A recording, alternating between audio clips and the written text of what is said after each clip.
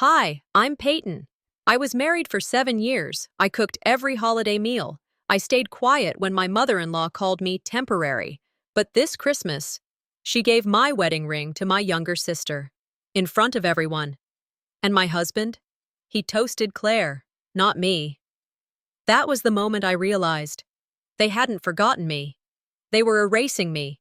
So I did the only thing left to do. I hit play. Then everything changed. But not how they expected. The invitation came in late, not from Drusilla, of course. Joran forwarded it to me without a message, just a simple screenshot. The group text was buzzing, everyone confirming their dishes, outfits, arrival times. Every name was typed clean and centered. Mine was scribbled at the bottom, in pen, slanted, almost like an afterthought. I stared at it for longer than I'd admit. "You know how Mom is with tech stuff," Joran said when I asked. "Don't overthink it." I didn't answer. What was I supposed to say? He wasn't wrong. Drusilla and technology didn't get along, but the truth was, she always seemed to have perfect aim when her mistakes were aimed at me. I went back to the kitchen and opened the drawer where we kept the place cards. Found last year's. Mine had a crease down the middle, like it had been folded and then ironed open. Just like how they handled me. Sometimes, erasure doesn't happen with a loud exit. It starts with a missing name. The worst part is when no one else seems to notice. Last Christmas, she sent out those thank you cards, those pretty gold ones from the stationer downtown. I remember flipping mine over and seeing it addressed to Joran family. That's what I'd become after 5 years of marriage, a silent member of the family. At our anniversary party, she placed Tacy next to Joran at the main table, and I was refilling sweet tea pitchers like I was part of the waitstaff. She introduced me to a new neighbor that day as Joran's first wife, laughed like it was a charming Southern joke, said, "Oh, honey, don't take it so seriously." I told myself not to. I told myself that was just how women were raised around here. Smile, serve, stay quiet. But there's something about being left out just enough times that it stops feeling accidental. I remember a quote from a Dr. Phil rerun playing in the background one day when I was folding laundry. "People treat you how you train them to." I didn't want to believe it applied to me, but maybe it did. The car residence looked like a postcard. Candles lit, garland around every window, napkin rings that matched the trim. Drusilla always said presentation was everything. When I stepped into the dining room, the chairs were already arranged. The place cards were hand-lettered with calligraphy. At least, most of them were. Mine wasn't there. Claire, my sister, was seated next to Joran, my spot, right side, between him and the fireplace where his father usually sat. My name wasn't anywhere on the table. I turned to Drusilla. "I think my card is missing." She smiled without turning. "Oh, I just thought Claire could help Joran with the blessing. You don't mind, right?" I said I didn't. That was the dance. You never say what you're really thinking. You keep the room pleasant. But in my head, it rang. I've been in this family 7 years. Claire's been here 7 minutes. I didn't sit, not yet. I stood back, observed, watched who looked away, who leaned in to whisper. Memory is sharper than most people expect it to be. Claire started telling the story. Something about how Drusilla showed her how to plate the turkey, the elegant way. Said she always loved the cranberry sauce from Trader Joe's and had brought extra, just in case. Someone said her table setting looked like it came out of Southern living. Drusilla beamed. "She's just so naturally gifted," Drusilla said, patting Claire's hand. "Some people just have the eye." I had made the cranberry sauce from scratch. Orange zest, cloves, slow-boiled for hours. No one mentioned it. No one thanked me. The room buzzed with clinking glass and laughter. It didn't matter that my hands had prepared half the meal. I was invisible at my own table. I smiled. I nodded. I sat down at the seat Drusilla pointed to, one chair down from where I always sat. There's a kind of silence that doesn't just hold back words, it holds back identity. My therapist once told me, silence is often a strategy, not a weakness. But silence without boundaries becomes complicity. I wasn't ready to complicate anything. Not yet. Claire and Drusilla shared a glance when the wine came out. It wasn't just casual. There was history in that look. New, but enough. Claire hesitated before sitting down, like she expected me to stop her. I didn't. She smoothed her dress as she sat, the one with the beaded neckline and low back. I recognized it. Drusilla had given me that exact same style for our rehearsal dinner years ago. Not similar, identical. Claire complimented the silverware. This is such a gorgeous set. I stared at the fork she held. It came from my private collection. One I'd boxed up and stored in the studio guest house. Drusilla must have dug it out, or had Claire do it herself. They've been setting the table for her all along, I thought. I just didn't see it. I didn't confront anyone that night. I didn't raise my voice, didn't make a scene. I just watched. That's the thing about being underestimated for too long. It makes you careful. It teaches you to wait for the moment when listening becomes more powerful than speaking. This year, I decided I'd observe Christmas with my eyes wide open. There'd be no crossing that line again. They forgot to put my name on the invitation. I won't forget that. The kitchen smelled like nutmeg and coffee, familiar, steady. I'd woken early, like I always did during the holidays, thinking I'd beat everyone to the stove. There was something comforting in starting the day before the noise caught up. But when I walked in, the counters were already wiped clean, stainless trays lined up like soldiers, each one labeled with sticky notes and timings. Drusilla's voice came from behind, smooth as always. No need to tire yourself out today, Peyton. I had everything brought in. Brought in, as in catered. I didn't argue, just stepped back, looked around like a guest in my own home. I'd made Christmas breakfast every year since marrying Joran. This time, my apron stayed folded in a drawer. Then came the sound of heels on wood. Claire. She floated down the stairs wearing a red satin dress, halter neck, side slit, beading at the waist.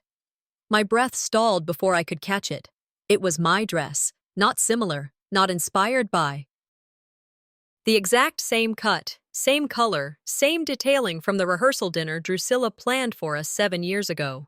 I donated it to Goodwill after a remodel, assuming it was long gone. Claire smiled, not even a flicker of hesitation. Oh, I found this in a box labeled holiday wear. Guess it was meant to be. I said nothing. Neither did Joran, who walked by and kissed her cheek like it was nothing. Maybe it was, at least to him. But in my mind, 2 words floated up like oil on water. They knew. Either he didn't see the irony, or he chose not to. Both were betrayal. One was just more polite about it. That afternoon, we were herded into the parlor for Drusilla's annual photo session. A tradition, as she called it, though in recent years it felt more like a campaign shoot. Claire stood next to Joran, center frame. Drusilla adjusted her hair, fussed over her neckline, called her radiant. I was called in last. Stand on the side, dear. Just for symmetry. I took my place like a good accessory. People smiled, the shutter clicked. Someone laughed when Claire leaned into Joran. I stood still. You're the shining future of the Carr family, someone said behind me. Once upon a time, that had been me. When I first married in, Drusilla called me our newest addition. Back then, it felt like an honor. Now, it sounded like an entry-level role waiting to be rotated out. Claire talked about how Drusilla was mentoring her in social fundraising, helping her network with the local gallery board. That invitation had never reached my mailbox. I nodded, smiled. Everything is easier when you stop pretending it's a misunderstanding. In the kitchen later, I was rinsing a coffee cup when one of the longtime housekeepers, Bernice, leaned in and whispered low. I was told to move your things from the main suite. Miss Claire's in there now. She didn't look at me, just kept wiping down the counter. I finished rinsing the cup and placed it gently in the rack. Upstairs, the door to the suite was cracked open. I didn't need to push it. Claire's shoes were lined up along the wall. Her makeup bag sat on the vanity. My lavender-scented candle still burned low in the corner, unbothered, untouched. On the vanity mirror, a note taped gently, in Claire's familiar cursive. Thanks for the space. Drusilla said you wouldn't mind. No punctuation. Just that, I didn't cry, I didn't throw anything. I stood there, listening to the silence fill the room I used to call mine. This wasn't a misunderstanding. It was a transition. The lighting in the guest room was colder, more direct. No drapes, just blinds that didn't quite shut right. I sat at the mirror, the same one I used years ago before my wedding, when I practiced my vows aloud, whispering each word like it was a spell. I opened the jewelry box tucked in the drawer and pulled out a pair of earrings, silver studs, gifted by Drusilla the week before the wedding. One of them had tarnished. I held it up, rolled it between my fingers. I stayed quiet because I thought that was strength, I said aloud, to no one but my reflection. But silence can become a permission slip. The woman in the mirror didn't flinch. She didn't look broken, just done. I locked eyes with her and added, "You're not crazy. They just want you to feel that way." That evening, Claire found me on the porch. The air was sharp, and I cradled a mug of cider in both hands. She pulled up a chair and tucked her legs beneath her. "I never meant for things to feel this way," she said softly. "But you never really fit in, you know." I didn't blink, just nodded. "Yeah, I know." She sipped her drink. "Drusilla just wants what's best for Joran. You and I both do too, right?" I didn't answer. Didn't need to. That silence wasn't weakness, it was strategy. Every word they gave me, I tucked away. She took my quiet for peace, left me there with the wind and my cider and the sound of a woman trying to feel like she belonged.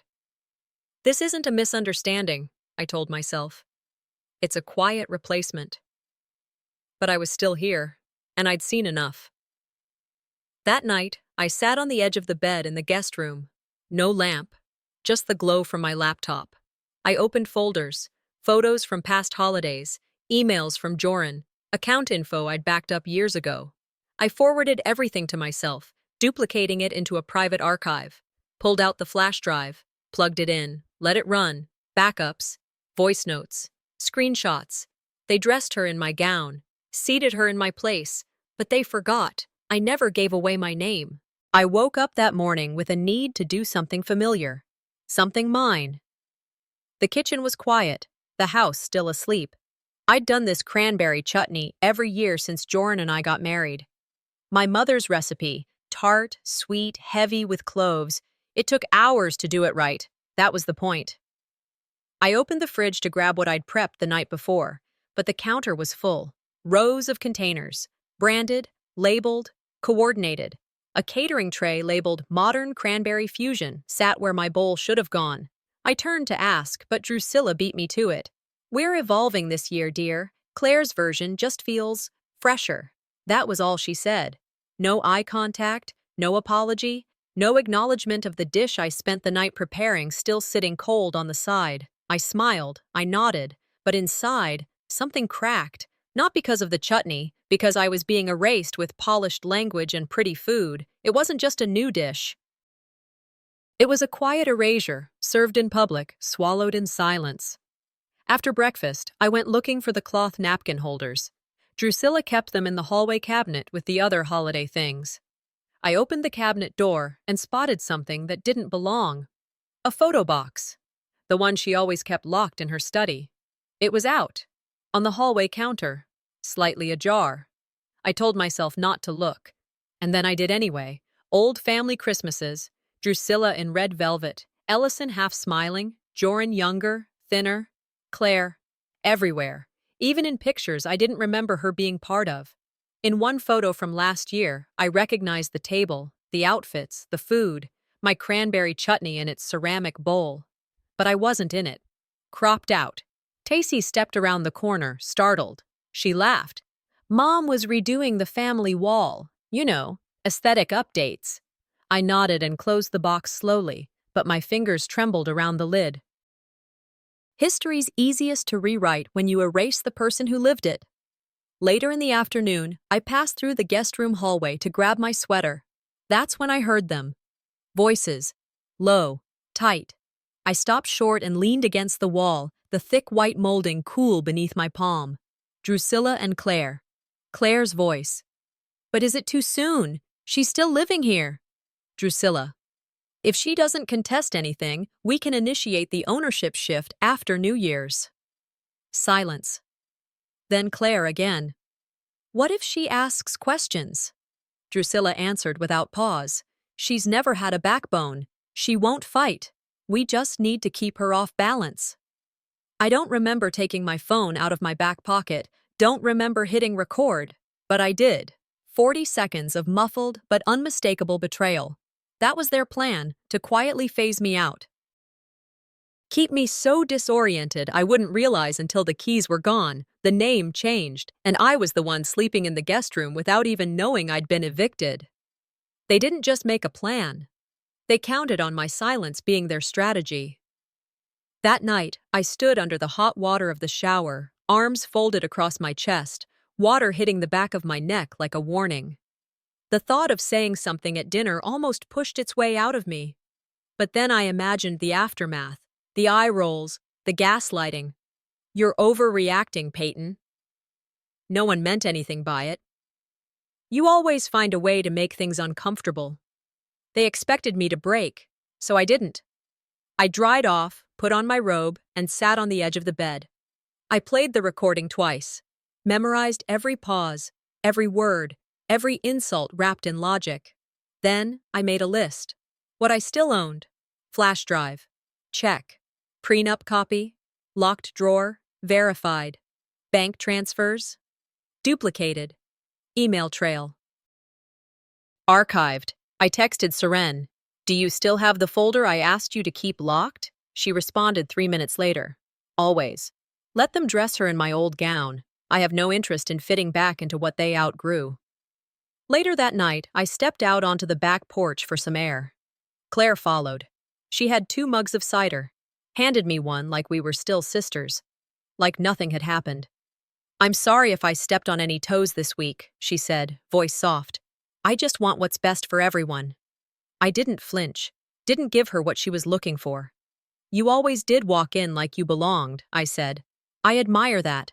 She smiled, relieved, took a sip, changed the subject.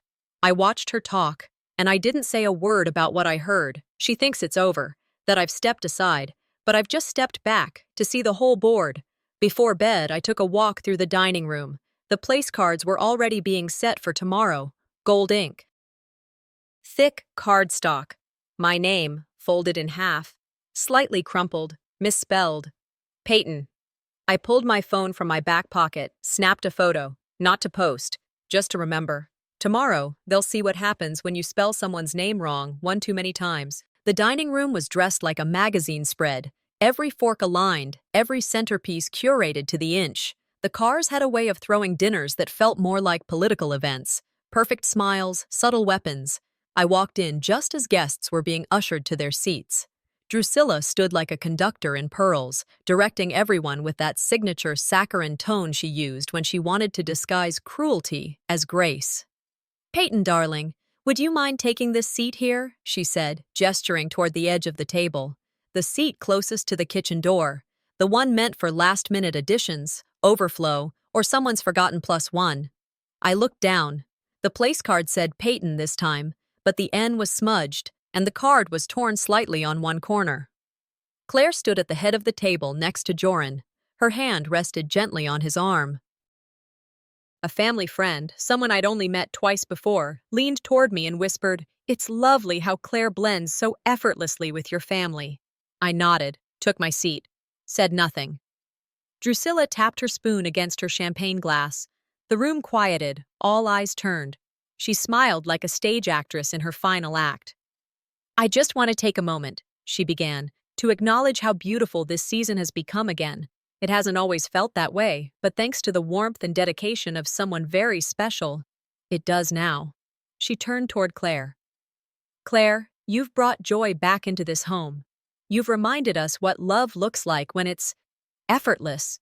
You've shown us that when people are truly meant for each other, everything just clicks." Claire's face flushed, but she didn't speak. I kept my hands folded in my lap. Joran looked at the wine in his glass. He didn't look at me. Drusilla continued, "And as a symbol of continuity, I thought it fitting to pass on something that once meant love, now ready to mean it again." Her hand reached for a small, velvet box on the table in front of her. Claire blinked. I saw a flicker of hesitation. Then she smiled. The box was opened with the kind of slowness only people who enjoy control can maintain. The lid lifted back. Inside was a ring. My ring. The same band Joran had slipped onto my finger in front of 60 guests, and my father, who never cries. It had been polished, reboxed, and now held in front of everyone as if it had no history, as if it had never been part of vows spoken or promises made, as if it had just been waiting for the right hand to reclaim it. Drusilla turned to Claire, voice warm like honey. "Claire, would you do the honor of trying it on?" I didn't breathe. Claire paused, just for a second, but that was all. She slipped the ring onto her finger. It fit. Laughter broke out around the table, applause from some clinking glasses, and through all of it, no one looked at me, not even once. Joran raised his glass. He didn't say a word. No toast, no mention. Just lifted the glass, smiled faintly, and drank. Ticey, seated to my left, leaned in close and whispered, "I thought maybe you'd speak up. But I get it. Why fight?" I didn't answer her, not because I didn't have words, but because silence can be sharper when it's intentional. Let them smile. Let them bask in their rehearsed betrayal. I wasn't done watching. Across the table, Claire caught my eye. Her smile flickered, somewhere between an apology and a confession. She looked away first. That mattered. I remember every detail, the flicker of the tapered candles, the slight ripple in the tablecloth where someone had rested a glass too hard, the way the linen napkins were folded with a crease too perfect to be handmade. I sat there, not moving. One part of me wanted to scream, to stand, to flip the table and force them to look at me. The other part, it was counting. Every laugh, every fake glance, every comment not said.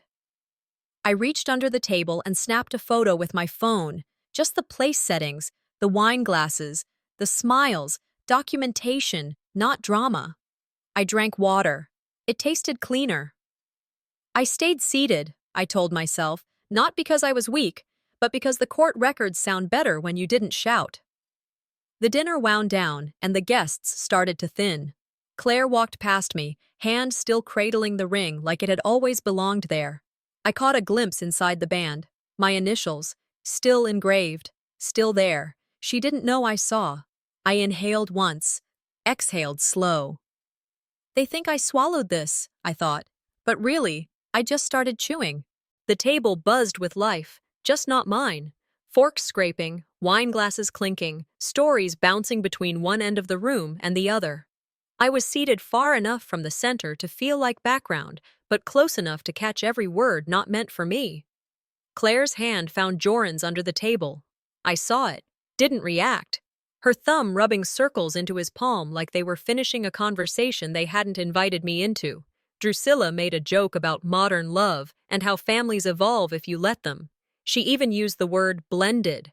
I don't know if she meant it racially, socially, or spiritually. Honestly, she probably didn't know either. People chuckled. Claire smiled graciously like she was flattered and didn't expect the attention, but her shoulders stayed straight. She was expecting all of it. I looked down at my plate. My napkin hadn't been used. Neither had my name. There's a cruelty in kindness, I thought, when it's laced with performance. Joran stood, lifted his glass. The room hushed again, like church.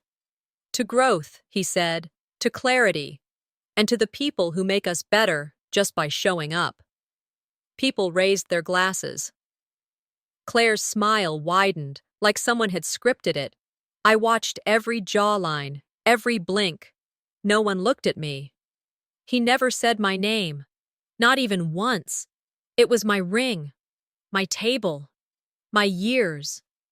But not even my name made it into his toast. I didn't cry. I didn't stand. I didn't correct him. I smiled faintly and shifted my fork clockwise. It was a small thing, a nothing movement. But in my head, it marked something. A reset. A line drawn. If I wasn't invited into the story anymore, then I'd start writing one they couldn't edit. Ticey leaned in, just close enough for her voice to not carry. "You're being incredibly graceful, Peyton," she whispered. "Honestly, I don't think I could." I looked at her. Held her gaze. "You'd be surprised what people survive," I said, "when they've had practice." Her face changed, not in guilt, but in recognition. She nodded, then turned away. That was the end of that. I realized in that moment that Ticey's loyalty had a ceiling. It stopped just before discomfort, just before challenge. It was sympathy without courage. I didn't fault her, but I stopped counting her as mine. There's a point when you stop grieving who people could have been, and you start adjusting to who they actually are. Dessert came out. Mini pies, frosted cookies, peppermint bark stacked in white ceramic bowls. And then Junie came bounding over from her seat, grinning. She hugged my waist, leaned her cheek against my ribs. "Auntie Claire said she's going to be my new mommy," she chirped. "But I told her I already had one. Do I get two now?" The room went dead. No one spoke. There was a delayed chuckle from someone, trying to break the tension.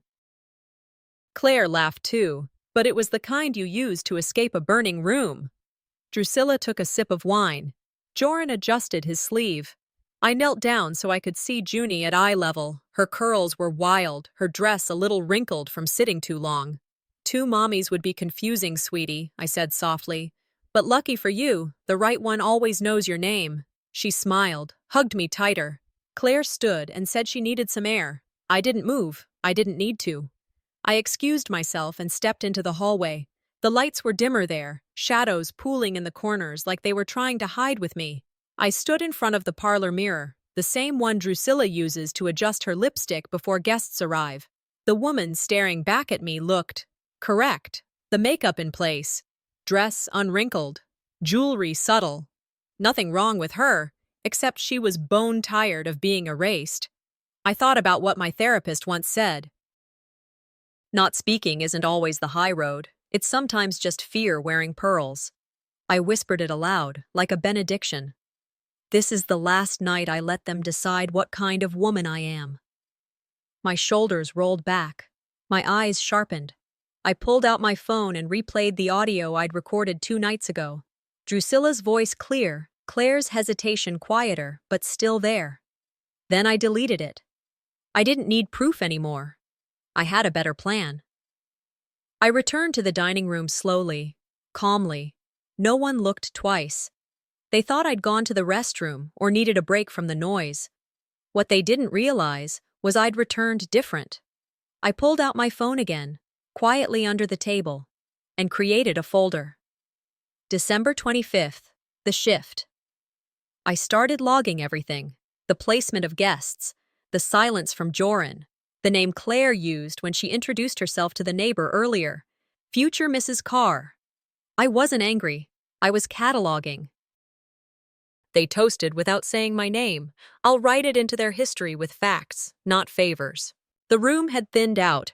Voices faded to a soft murmur, the kind of quiet that follows a meal too full of salt and secrets. I walked back into the dining room after stepping away to breathe. Dessert plates were half-eaten, glasses half-filled. Everything looked touched but unfinished, like conversations left hanging on purpose. I didn't sit this time. I stood near the corner of the table, scanning it like a detective at a crime scene. Napkins, wine rings on linen, a crumpled place card still spelled wrong. Peyton. Claire and Joran were near the tree now. He laughed at something she said, hands in his pockets, relaxed. I hadn't seen that version of him in a long time. Her dress had a new wine stain along the hem. I wondered if she noticed, or if she thought it gave her character. I slipped quietly toward the hallway, then down to the study. My phone in one hand, the flash drive in the other. The cabinet creaked when I opened it. The file box was where I left it, tucked behind some old invoices. I pulled out the manila folder marked PJM, initials I'd used when I first set up my financials separately. Before marriage. Inside, the prenuptial agreement, notarized, photocopies of bank transfers, the deed to the house, title to the studio. I read through Clause 7B again. All assets acquired prior to marriage remain the sole property of the signer. My name, my signature, my property. I remembered Joran once saying, "Separate accounts just feel cleaner, don't they?" At the time, I agreed. Back then, I thought it was about independence. Now, I knew better. He didn't expect I'd ever understand the fine print. But I did. I opened my laptop, uploaded every scanned document into a folder titled Morley 360, password protected, encrypted, mirrored to 3 separate backup locations. This wasn't personal anymore. This was tactical. Back in the living room, I paused to speak with a woman I hadn't seen earlier. Gray cardigan, wedding ring older than mine, someone who'd known the Cars longer than I had. She smiled kindly. "You've done a beautiful job coordinating this event. Are you with the planning team?" I blinked, then smiled. "No, ma'am. I used to be the bride." Her face flushed. She apologized quickly, eyes wide with regret, and moved on. I watched her walk away. "You know you've disappeared," I thought, "when even the guests stop seeing you." I pulled out my phone and opened my notes. Typed, "Mistaken identity. Phase 1 complete." Tazy found me by the hallway console table, pretending to straighten picture frames that didn't need straightening. "You okay?" she asked, voice low. "You've been so quiet." I turned toward her. "I'm not upset, I'm just measuring." She squinted. "Measuring what?" I just smiled. There are things that can't be explained to people who still need to be liked by the room. I remembered something from a Toni Morrison book I underlined years ago. If you want to fly, you have to give up the things that weigh you down. I wasn't angry at Tazy. I was just done waiting for her to show up. Back in the guest room, I shut the door behind me and sat on the bed. I pulled out my phone again and opened my encrypted app, typed a message to my attorney. "Please confirm you received the pre-authorization packet." She replied within minutes. "Confirmed, all set." I opened my calendar and scheduled an appointment for January 3rd, property consultation, prenup enforcement, estate reassignment. I created a new folder, December deconstruction. One by one, I labeled entries, timeline of remarks, guest comments, visual documentation. Then I hit record. My voice filled the silence of the room. They made a public show. "I'm building a private case." I stopped the recording and saved the file. Title: Plan A, Final Draft. Before closing the app, I whispered into the room. No one sees the hurricane until the sky turns still. Before turning in for the night, I walked the hallway slowly, not out of fatigue, but intention. I passed the frame on the side table near the staircase, our wedding photo. Faded now, a little crooked. I wiped the glass gently with my sleeve, then set it back. Not centered, just slightly off. Joran passed me on his way to the kitchen. He didn't say a word. Neither did I. Claire hovered in the doorway, watching us both. I smiled at her. Not wide, not forced, just enough. My phone was back in my pocket. Every file in place. Let them think I'm regrouping. I'm actually building the stage. I didn't mean to overhear them. I was just walking past the parlor, headed toward the back stairs, when I saw the door cracked just enough to stop me. The sound of Drusilla's voice always made me pause. It was sharp, polished, never accidental. What I didn't expect was Claire's voice in there too. "We'll file the amendment next week," Drusilla said. "It's better if Peyton doesn't know she's off the board until after New Year's." Off the board? Claire hesitated. "Are we really doing this without her consent?"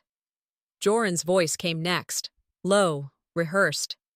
"She wouldn't understand the timing. She'd just overreact." I stood still. My hand reached for my phone, not out of habit, but instinct. I hit record. My thumb didn't shake this time. I didn't barge in. Didn't make a scene. I walked away, because silence is most dangerous when it knows exactly what it's walking into. An hour later, the parlor was quiet. The room had cleared, save for the 3 of them, Drusilla, Joran, and Claire, sitting with glasses half full and backs half turned. I walked in with a folder under my arm. "Can I have a few minutes?" I asked. "Just family." Drusilla raised an eyebrow. "Peyton, now isn't—" "You're right," I said. "It wasn't the time 7 years ago. Tonight it's overdue." I placed the folder on the table and opened it. Clause 7B of the prenup, highlighted. Any amendment to shared property must be disclosed and consented to in writing by both parties. Joran's color drained. Claire's hand slid her drink away. Drusilla scoffed. "You're making this bigger than it needs to be." This isn't a threat, I said. It's a confirmation of facts. The room fell into an uneasy stillness, and then came the sound that broke it. Not mine, but Ellison's. He cleared his throat, slow and dry, like someone preparing to speak after years of keeping things in. I've watched all of this happen, he said, and I regret every moment I didn't speak up. He stood, walked over, placed a hand on the folder, and looked at me. I was there when you signed that, and I told Drusilla this day would come. Drusilla blinked hard, the kind of blink that hides panic. Joran looked down. Claire didn't seem to know where to look. Some battles are won by what's said, others by who finally says it. Joran opened his mouth, tried to piece something together. I didn't want to hurt you, he said. I thought this was simpler. Simpler for whom? I asked. I didn't yell, didn't accuse, just stared. Do you remember the time I sat through your mother calling me not built for legacy in front of your board members? The dinner where she said I was just the temp? He blinked.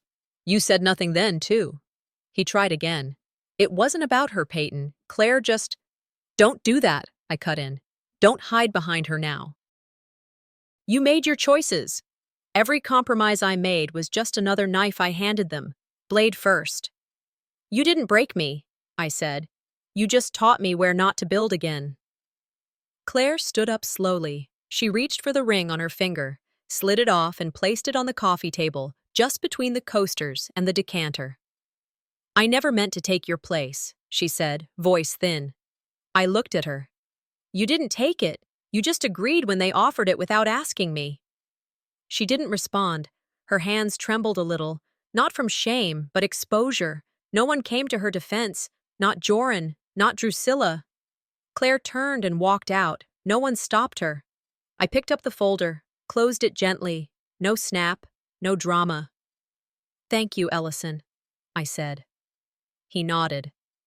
I turned to Drusilla, and for the first time that night, I smiled. This wasn't about being replaced, I told her. It was about being erased, and I won't allow that again. No one followed me to the door. But Ellison stayed standing behind me, the only one who moved toward truth while everyone else stayed seated in comfort. They plotted behind closed doors. I opened them wide and walked through first. The dining hall hadn't lost its shine, but the room felt colder than it had earlier. The overhead lights still gleamed against the silver trays, and the candles were down to soft flickers. A few guests lingered, their laughter now thinned to low murmurs between sips of coffee and forkfuls of pie. I walked in holding the flash drive in one hand, my thumb grazing the indentation on my finger where my ring used to rest. That mark hadn't faded. Neither had the truth. Claire glanced over her shoulder. Joran stiffened. Drusilla pretended not to see me. Her grip on the wine glass tightened just enough for me to notice. I walked calmly to the speaker, the same one they used for Bing Crosby and the children's carols during dessert. I plugged in the drive, scrolled to the file labeled Playback. I didn't say a word. I just pressed play. Drusilla's voice filled the room. Steady. Sure. She'll never challenge us. Keep her emotionally tired, and you can replace her silently. A fork clattered onto a plate. Claire's voice followed, softer, uneasy. It feels wrong, but... okay. Someone gasped. A cousin, I think. Chairs creaked. Faces turned. Drusilla opened her mouth, but nothing came out. I let the recording finish, then stepped forward. I didn't have to raise my voice, I said quietly. I just had to let theirs be heard. Without waiting for applause or explanation, I walked to the sideboard and picked up a small folded paper. I'd found it earlier, tucked in the zippered pocket of Claire's overnight bag when I went to retrieve the charger she borrowed from me 2 nights ago. I unfolded it with care, read each word slowly. Remember to smile. Act unsure. Let Drusilla speak first. Peyton is emotionally reactive. Use that. Claire covered her mouth. Joran looked like he forgot how to blink. Drusilla reached for her glass again, but her hand missed the stem. I wasn't supposed to find the script, I said, turning the note toward the room. But here we are. I set it down gently next to the dessert tray, right beside the ring box. Empty. Funny how things circle back. From the table, I reached for the napkin I'd folded myself that morning. The one embroidered with my last name, Morley. It had a red wine stain now. Sloppy, thoughtless. I held it up for everyone to see. Not dramatic, just direct. "This used to be mine," I said. "It still is. You just poured your mess on top of it." I folded it in half, then again, slid it into my purse. Across the room, shoulders shifted, eyes darted down. People began rearranging their silverware like that would erase what they just heard. But no one spoke. I didn't cry, didn't shake. I never had to erase anyone, I thought. They tripped over their own stories. I turned toward Joran first. "You were never spineless," I said. "You were selective. You stood up, just never for me." Then to Claire, "You weren't the villain, just the volunteer." And finally to Drusilla, "You mistook silence for surrender, but I was just collecting chapters." I turned toward the rest of the room. "This family forgot I was here. I won't let you forget what happened here." No shouting, no shaking, just stillness. I reached for the wine bottle and poured myself half a glass, raised it, took a sip. Then I sat back down like I'd never left. Nobody moved. Drusilla finally opened her mouth to speak, just a sound, not a word. And then Ellison stood. "It's done," he said. "Let it be done." That was all. No applause, no excuses, just the weight of the room shifting back into place. But this time, around me. I looked toward the window. The Charleston night was quiet, calm, even beautiful. "They stained my name thinking it would wash away," I told myself. "But some colors don't fade. They define." The first thing I noticed that morning wasn't the sun through the studio blinds or the leftover scent of lavender in my pillowcase. It was the silence, but not the kind that used to stretch between people who had said too much without meaning any of it. This one was still, clean. I sat with my coffee on the windowsill, looking out at the quiet street. No motion inside the car house. No ping of messages demanding grace I no longer owed. I remembered Ellison's voice from last night. "It's done. Let it be done." He wasn't asking permission. He was setting a boundary, for himself, maybe for me too. My phone had filled overnight. Missed calls, texts, voicemails. Some tried to sound supportive. Some were vague check-ins. A few were the kind that feigned concern just to find out what other people already knew. I didn't answer any of them. I wasn't part of that story anymore. By mid-morning, I was seated across from my estate lawyer.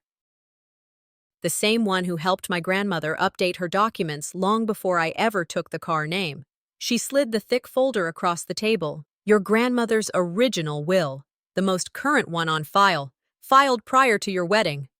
I opened it, page after page of structured, precise language, but there it was, bolded in the margins. "If at any point the beneficiary is made to feel publicly humiliated within this household, the title becomes solely theirs and may not be contested." She'd known, not just about people like Drusilla, but about this kind of situation, this kind of silence. I felt something move behind my ribcage, not sadness, recognition. She saw me, even now, years later, even gone. "You're the only name on the deed now," the lawyer said. "Permanently." I nodded. Touched the edge of the paper with 2 fingers. Some things don't need to be said to be heard.